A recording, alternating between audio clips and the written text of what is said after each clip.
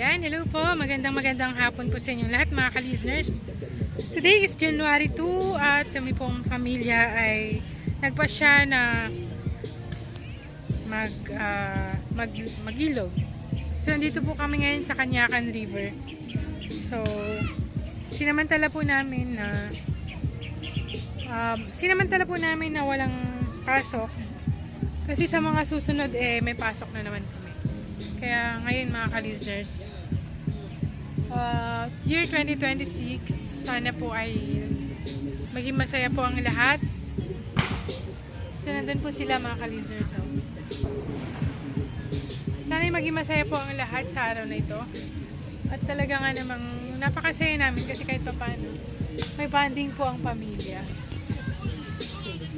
And syempre, napakaraming mga nangyari sa taong 2025 na alam ko nakapagbigay sa atin ng kirot at nasakit ng damdamin, pagsubok at mga napakaraming mga problema.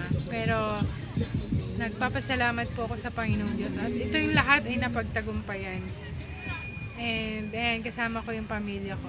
Ay, si nanay, oh. Nay! Bye! Ayan.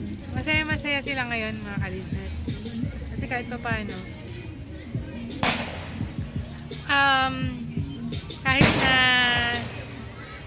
kaming pamilya, may kanya-kanyang naging karanasan na sobrang bigat na pagsubok.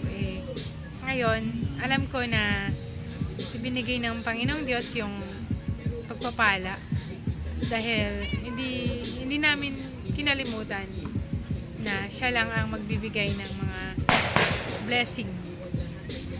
Okay. Una, nangyari sa nanay ko, tatay ko, nung siya po ay nagka-problema sa probinsya. At sumunod ay ako rin naman.